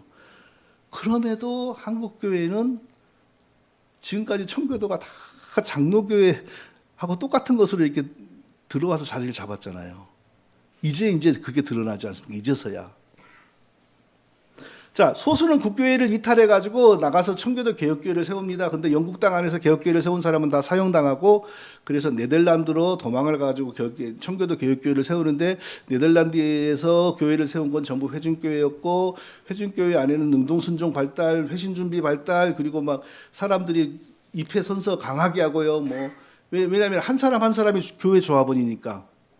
막 11조 하겠습니다. 뭐 하겠습니다. 막 맹세하고, 그리고 조금 더 시간이 지나가면 회심 준비를 이끌어간 회심 간증을 해요. 저는 어떻게 율법 선포를 받아서 죄인이란 걸 깨닫고 영적으로 방황하고 가다가 예수님이 내 구세주라는 것을 제가 알고 예수님에게 간절히 구원을 달라고 기도하던 중 언제 어느 때쯤 제가 확실한 구원 체험을 했습니다. 상당히 구원파하고 유사한 거죠. 이런 간증을 하는 사람만 또 성찬식에 투입하고, 근데 시간이 지나니까 처음에는, 표현이 좀 이상한데, 이단도 한철이라고 처음에는 잘 돼요. 근데 한 몇십 년이 지나가니까 이게 안 돼. 아들들이 태어나고 손주들이 태어나니까 이 회심준비론에 입각한 구원 간증이 안 돼요. 그러니까 신대륙에서 교인은 예를 들면 한 300명인데 성찬에 들어온 사람은 30명밖에 안 되는 거예요. 이상해지잖아요. 그러니까 또 타협을 해요. 그래도 저 부모가 성찬에 못 들어와도 저 교회를 다니는 부모에 의해서 태어난 애들은 유아 세례를, 원래 그들의 법에 의하면 유아 세례를 못 줘요. 근데 유아 세례를 주자. 그렇게 고쳐요. 내부적으로. 고쳐요. 그래서 유아 세례를 줘요. 그리고 나중에는 또 어떻게 한 줄 아세요? 회심 준비를 이런 거 다 내팽개치고 교회 성실히 다니면 전도 차원에서 세례 주고 성찬식에 들어오면 진짜 믿음의 신자가 될 가능성도 있지 않느냐.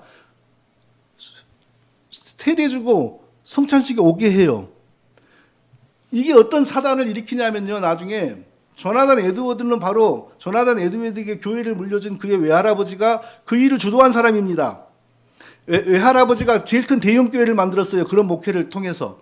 그러니까 조나단 에드워즈가 그의 설교를 듣는 사람들은 회심 준비론도 버린 상태고 교회만 성실하게 드나들면 다 유아 세례 받고 이러고 있는 상태예요. 근데 조나단 에드워즈가 철저한 회심 준비론 목회를 했거든요. 회심 준비론 목회를 하다 보니까 뭐가 되는 것 같아요. 막 어떤 사람은 물론 첫 번째 부흥에서는 자살이 많이 나왔어요. 왜냐하면 뭐 당장 구원의 확신을 가지라는 것도 아니고 뭐 지옥에 갈 자신의 운명을 깨닫고 막 계속 기도하라고 하고 그 상태가 계속 이어지니까 사람들이 정서가 불안해지잖아요. 그러니까 첫 번째 벨리 계곡의 부흥이라고 하는 부흥은 잘 되다가 사람들이 자살을 막 해버린 거예요. 왜? 그걸 아직 역사적으로 왜 그랬는지를 학자들이 접근을 안 해요. 왜? 에드워드에게 흠집을 내면 공적이 되고 학계에 설 자리가 없으니까. 근데 왜 자살을 했냐? 이게 정설입니다.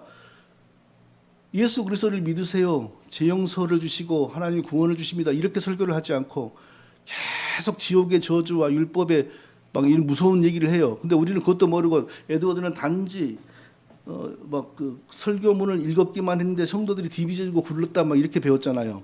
그게 다 율법의 저주예요. 율법의 저주. 그리고 막 설교 중에 이런 말을 잘해요. 에드워즈가. 여러분들 지옥불에 들어가서 단 5분이라도 견딜 수 있을 것 같아 막 이래요. 그러면 마음이 여린 여자들이 하고 비명을 지르고 우리가 아는 에드워즈 부흥은 완전히 구라입니다. 구라 그거. 히스테리 반응이 나오고 그러니까 사단이 역사하죠. 누워가지고 몸을 못 일으키는 사람들이 막 속출하고 이런 이상한 그런 표정으로 에드워즈 부인은 이틀 동안 3번 입신을 했다고 막 이래갖고 들어 누있으니까 신자들이 들어다가 방에 놓고 완전히 이상한 판이었어요. 에드워즈 부흥이 무슨 그게 뭐 거룩한 부흥이에요. 그게 복음이 잘못되면 그런 결과가 나올 수밖에 없어요. 악령이 역사하게 돼 있어요. 그 청교도들의 이 회심 준비론 목회가 그런 결과를 맺어요. 이런 결과를. 그리고 에드워드가 이제 이단의 영으로 충만해져 가지고 이제 회심 준비론 목회를 하면 되는구나 하고 대부흥을 마치고 자신감을 가지고 성찬 조건을 강화하겠습니다 이래요. 그 말은 곧 무슨 말이었냐? 대충 교회만 성실히 드나든 사람에게 성찬식에 참여하는 제도를 없애고 회심 준비론에 입각하여 자기의 회심을 공개적으로 간증할 수 있는 사람에게만 성찬을 주겠습니다. 이렇게 목회 정책을 전환하는 거예요. 겁 없이. 전임자가 했던 것을 이제 자기가 뜯어 고치는 거예요. 그러니까 전임자 시절에 이미 다 교인이 되고 성찬을 받은 사람들이 괘씸한 거죠. 그리고 뭐 부흥 좀 한다더니 저게 이제 우리를 그러면 뭐야? 우리는 옛날에 그런 교회만 성실히 다녔고 세례 받고 성찬에 다니는 우리는 뭐야? 다 사꾸라야? 감정이 쌓이는 거죠. 그런데 에드워드 주변에서 에드워드에 대한 이단 시비가 막 일어나요. 예일이 에드워즈를 배반하고 버려요. 하버드 교수들이 에드워즈를 버려요. 그래서 에드워즈 파들이 갈 데가 없으니까 새로운 신학교를 하나 만든 게 프린스턴이라고요. 그러니까 에드워즈에 대한 사회적인 존경도 떨어지는데 내부에서 막 이런 목회 정책을 전환하고 근데 하필 에드워즈가 그때 또 하나의 실책을 범해요. 그 예민한 시점에 사례비 좀 올려주세요. 이러네. 다른 것은 교인들이 쉽게 여기 교인들 많은데 이렇게 말 그러니까 목사님이 사례비를 올려달라고 말하기 전에 알아서 올려야지 은혜스럽지. 성도들이 목사님이 사는 게 어려우면 알아서 잘 판단해야지. 실제로 어려웠어요. 에드워즈가. 오죽 어려우면 그랬겠어요. 그래서 너무 살기 어려워요. 사례비 좀 올려주세요. 그러니까 교인들이 이제 완전히 인간적으로 돌아서는 거죠. 돈 밝히네 하면서 이제 급속하게 악화된 거예요. 그래가지고 이대로 모시고 갈 거냐 쫓아낼 거냐 투표를 했는데 진짜 비참한 결과가 나온 겁니다. 이 숫자를 잊어버렸는데, 그러니까 지금처럼 전교인이 한 게 아니고 각 가정의 대표들만 투표를 했어요. 아마 한 300명 했을 겁니다. 교인이 많은 거죠. 각 가정의 대표들만 투표를 했는데 그 중에서 에드워즈를 계속 모시고 신앙생활 하고 싶어 하는 사람들이 300명 중에서 20명 정도밖에 안 나왔습니다. 그게 뭐예요? 회심준비론 목회, 청교도 목회가 절대 사람들에게 은혜를 못 끼치고 사람들을 영적으로 올바르게 이끌지 못한다는 겁니다. 그들이 진짜 은혜 받고 하나님과 가까워졌다면 에드워즈를 그렇게 하겠어요? 안 하죠. 그렇게 안 하죠. 자, 국교의 이탈파들은 그렇게 흘러갔고요. 국교의 대다수는 국교에 남았습니다. 왜? 나가서 사형당하기도 싫고 네덜란드로 도망가서 청교도 개혁교회 하기도 싫고 그대로 국교의 성직자로 남아요. 그리고 남아서 가슴속에는 기회만 오면 장로교회를 세워야지 하고, 그러니까 아마 한 90%는 이런 사람들이었습니다. 그리고 나머지 한 5% 내지 10% 소수는 또 어떤 사람이냐? 똑같이 국교회에 남았습니다. 근데 머릿속으로는 딴 생각을 해요. 뭐냐? 이 국교회를 뒤엎어서 없애야 되는 목표는 변하지 않았습니다. 그런데 전략을 바꿔요. 이전에는 장로교회를 합시다. 주교제도를 없앱시다. 이랬잖아요. 이들은 뭘 하냐? 그런 정치적인 말은 한마디도 안 해요. 대신에 뭘 하냐? 사람들의 의식을 변화시키는 새로운 패러다임의 신학적인 이야기를 하는 거예요. 설교를 하고.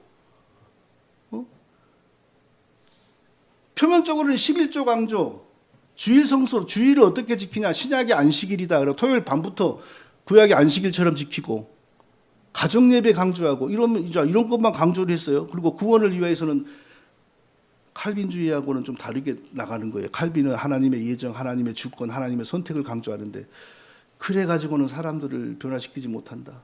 하나님의 초대에 사람이 적극적으로 반응하고 적극적으로 협력을 해야 사람이 구원을 받는다. 이게 알미니안주의잖아요. 왜 그런 걸 했냐? 사람에게서 피동성, 영적인 피동성을 벗겨내면, 그리고 스스로 자기가 신앙의 주체가 되기 시작하면 단지 구원론만 변한 게 아니라 사람의 영혼과 의식과 모든 게 변한다는 거죠. 서서히 머리가 깨이는 거죠. 우리나라 옛날에 농어촌 막 그 계몽운동하러 대학생들이 갈 때에, 공장에 운동권들이 갈 때에 절해가지고 나라가 변하나 다 웃었잖아요. 근데 10년, 20년 누적되니까 공장에서 농촌에서 변화가 일어나지 않습니까? 이 전략을 청교도들이 취한 거예요. 전혀 정치적인 말은 하지 않고 적극적인 신앙, 거룩하게 살고 경건하게 살고 내 영혼은 내가 챙기고 내 영혼을 주교에게 맡기지 않고 이 전략으로 간 겁니다. 그랬더니 주로 설교운동 출판, 요즘에도 청교도 쪽에서 부흥과 기억사에서 얼마나 책이 많이 나오니까 감당이 안 되잖아요. 그렇게 책을 열심히 내서 읽게 만들어요. 그때 당시에 90% 이상이 청교도 계열의 출판사들이었다 그래요. 이게 글이 안 나오나? 예. 이렇게 진행이 되니까 사람들이 아직까지 국교회를 없애자라는 말을 안 하는데 사람들의 의식이 변하는 게 보이잖아요. 그러니까 그때서야 몇십 년이 지나서 국교회 사람들이 위기를 느낍니다. 이 사람들이 패배하여 저기 도망가는 줄 알았는데 새로운 방식으로 우리를 공격하기 시작하고 새로운 방식으로 국교회를 무너뜨리기 시작하는구나. 이제 느끼는 거예요. 그러나 이미 이걸 억압할 수가 없어. 왜? 뭐 국교회를 없애자 이런 말을 하는 것도 아니고 그저 사람들에게 하나님의 구원 초청에 적극적으로 응답하라. 주교들에게 너 영혼을 맡기지 마라. 너 자신이 너 영혼을 챙겨라. 집에서 예배드려라. 말씀 네가 공부해라. 막 이런 얘기를 하는 거예요. 다 옳은 말이잖아요. 그 옳은 말이 어떤 열매를 끌어오냐? 국교회 신부들에게 완전히 지배되던 사람들의 영혼이 깨어나기를 시작하는 거예요. 이런 분위기를 일으키기 위해서 신학적인 깃발이 필요했습니다. 그게 뭐였냐? 행위였냐? 원래 하나님은 자기의 구원을 위하여 열심히 순종하고 율법 준수하는 사람을 구원하시는 분이다. 근데 아무도 그렇게 구원 못 받으니까 일단 예수님을 통하여 구원했지만, 그러나 구원을 위한 율법 준수는 예수님이 대신하실지라도 믿는 사람의 삶의 방식과 원리로서 율법 준수는 여전히 남아있다. 율법주의. 자연스럽게 막 가는 거예요. 그리고 주교들 이런 거 이제 의지하지 말고 적극적으로 내가 능동적으로 이게 설교를 통하여 책을 통하여 이제 막 세뇌를 시키는 거예요, 시민들에게. 그랬더니 50년 뒤에 뭐가 일어나요? 이때 당시에 그 임금이 뭐죠? 전쟁 찰스 1세가 스코틀랜드가 내 말 안 들으니까 스코틀랜드 장로교회를 치기 위해서 군대를 일으켜야 되겠으니까 의회가 빨리 법을 만들고 세금을 더 걷어라 그러니까 이미 의회의 의원의 90% 정도가 퍼킨스가 시작한 이 새로운 경건운동, 적극적 좋은 의미에서 조용기의 적극적 신앙 말고요, 이 청교도주의의 이 적극적인 신앙 여기에 다 물들어 가지고 머리가 커버렸어요. 의원들이 딱 왕이 뭐 시키니까 싫은데요. 왜 스코틀랜드 장로교를 치는데 우리가 왜 움직입니까? 반발을 해버린 거예요. 왜 그런 일에 왜 우리가 세금을 내야 됩니까? 반발을 하는 거예요. 그러니까 왕이 화가 나가지고 먼저 의원들을 제거하기 위해서 군의병들을 데리고 의회로 난입했는데 의원들이 알고 도망을 갔어요. 이미 임금이 먼저 칼을 뽑았잖아요. 그러니까 이제 의원들이 임금을 죽일 명분이 생긴 거예요. 그런데 의원들에게는 군대가 없잖아요. 그러니까 농민들을 조직해가지고 전쟁을 한 겁니다. 그게 바로 청교도 혁명이고, 청교도 혁명이 일어나게 된 배경은 윌리엄 퍼킨스의 새로운 정신적, 도덕적 개혁 운동으로 말미암아 머리가 트여버린, 그래서 주교들의 지배에서 벗어나 스스로 자기의 신앙을 찾기 시작한 이 시민 세력이 50년 만에 영국의 중산층이 되므로 이 청교도 혁명이 일어나게 된 겁니다. 이해되십니까? 이렇게 설명하는 사람이 아직 한국에 없지 않습니까? 이렇게 말을 하면은 저기 경남 거창에 사는 어떤 목사는, 정유철 목사는 윌리엄 퍼킨스가 행위 언약으로 청교도 운동을 했다 그러는데 그 다음에 말이 없다. 뭘 근거로 그런지 모르겠다 그러고 뭐 웃고. 자기가 공부를 해야지 자기가. 그러니까 이런 청교도 혁명이 가능하게 만드는 깃발이 바로 행위 언약, 은혜 언약이고, 그래서 자, 이런 한국에 있는 청교도주의 신학자들을 보세요. 이것만 한번 크게 읽어보세요. 시작. 16세기 말부터 언약 신학은 본격적으로 영국 청교도 사이에 가장 주목받는 주제가 되었다. 윌리엄 퍼킨스를 비롯하여 윌리엄 에임스, 존 볼, 존 프레스턴 청교도 운동의 지도자들은 모두 언약 신학에 관한 중요한 저서들을 출판했다. 청교도 운동이 부흥을 일으킬 때 동시에 부흥을 일으키는 게 출판운동이었고, 출판물들의 대부분의 주제는 언약신학이었다. 행위언약, 은혜언약을 프레임으로 해가지고 성도들이 적극적으로 자기가 자기의 신앙을, 자기의 구원을, 그러니까 이미 여기서 이제 알미니안주의로 가버린 거죠. 그러나 이 혁명을 일으키고 변화를 일으키기 위해서 알미니안주의가 필요한 겁니다. 똑같은 얘기.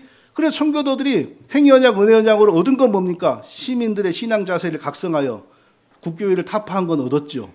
그러나 또 잘못된 것도 얻었죠. 뭡니까? 비성경적인 율법주의를 얻은 겁니다. 여기서 융동적 순종, 회심 준비로 행위언약이 기독교 속으로 들어와 버린 것입니다.